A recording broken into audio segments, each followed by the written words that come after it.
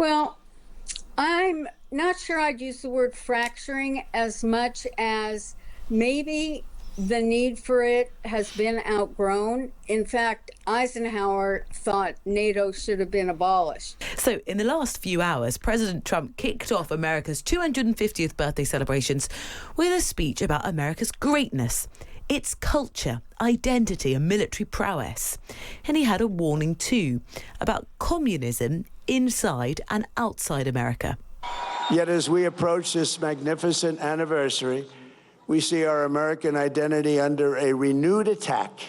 A generation after we fought and won the Cold War against the menace of communism, there is now a resurgence of the communist menace in our land, including from newcomers to our country who embrace ideas totally opposed to our way of life and our great success. These are not mere political disagreements like differences over taxes or regulations.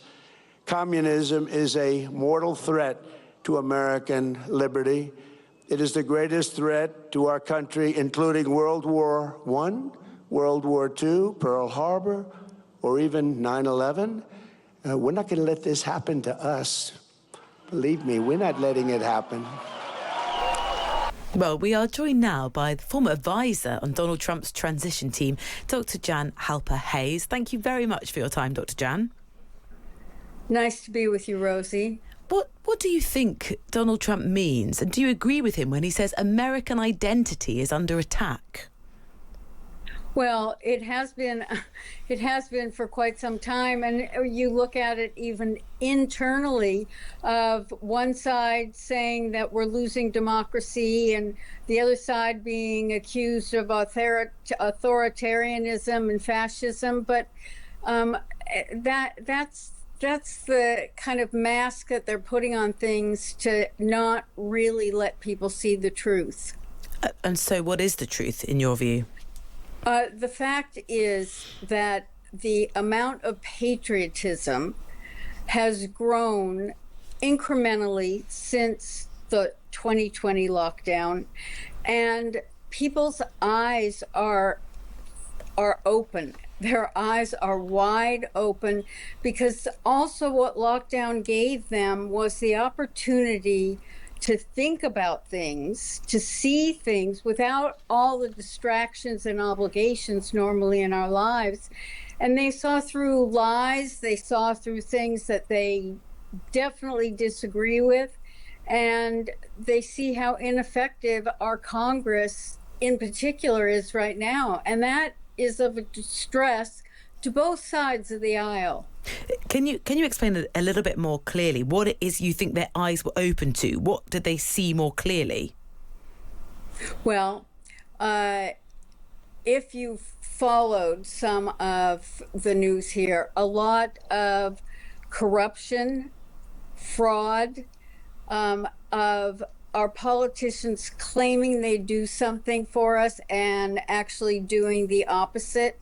But they spent time doing the research and then bringing the receipts. For example, Senator Cornyn in Texas, it was clear he was going to lose. One, he had made a comment that Trump should not go for the 2024 nomination because there'd be no way he'd get it. He voted for Trump to be impeached. He accused Trump of January 6th. They spent $600 million on his campaign, and then it was a tie, so they had to have that second part of the campaign. And he was out of touch with the people, but they still spent all that money, and that is infuriating the public on both sides. So you're saying Democrats and Republicans are frustrated with what? The current state of US politics, its leaders?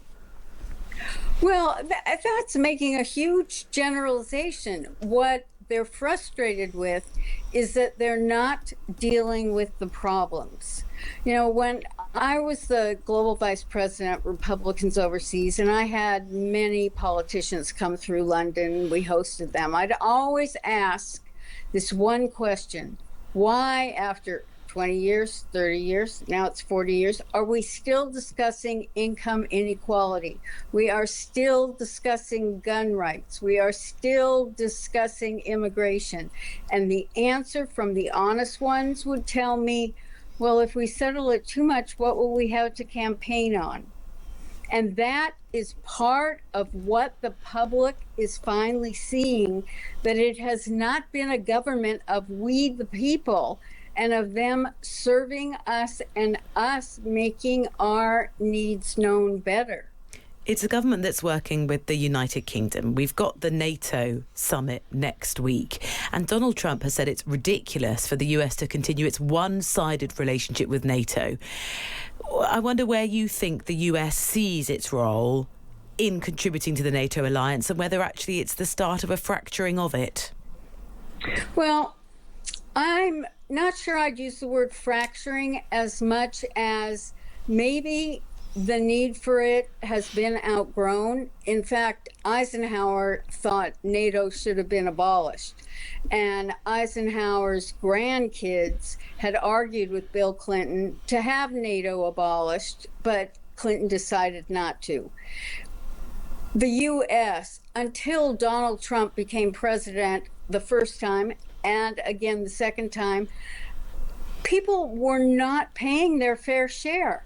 You know, what the New Deal did was it put a lot of countries dependent on America. And we never reevaluated that and kept doing it since World War II. I mean, Donald Trump has had some victory, hasn't he, in some sense, that he, by making some quite strong statements and threats even about the status of the US's contribution to NATO, has persuaded many countries to up their defence spending. Absolutely. But look how long it took. 4 years the first time, then they thought they got away with it for 4 years, and he was back, and it had to be. They know he means business. I think that message was demonstrated to be fairly clear. We'll see how that summit goes next week. If you've been following UK politics, there's been a big political row about how much we are spending on defence, which I'm sure Donald Trump's administration would not be best pleased to hear about. What they seem very frustrated about, Jan, is the suggestion here that our current energy secretary could be made the Chancellor under the new Prime Minister, Andy Burnham. It's very likely that he'll be the new Prime Minister in just a couple of weeks' time. What do you think about the intervention from Trump's administration to tell the UK who should or should not be the Chancellor? Well, I'm sorry for laughing, but at the same time, how many other politicians have done it? And you know, on one hand, you could believe that they shouldn't do it. And on another hand, if they want to weigh in, let them weigh in, and maybe that'll get the right attention and get people to speak up or speak about it or do something. So I'm all for as much openness as is possible so that we can make sense of our world on a daily basis. OK. Dr Jan Halper-Hayes, thank you. Former advisor to President Trump's transition team. Fascinating, the intervention that's on the front page of the Times this morning. What's happened, in effect, is Ed Miliband, who we believe is sort of the front runner, but although not confirmed, and Andy Burnham said in the last 24 hours he still hasn't yet decided who his Chancellor is going to be. Actually, I think maybe in the last 72 hours he said that.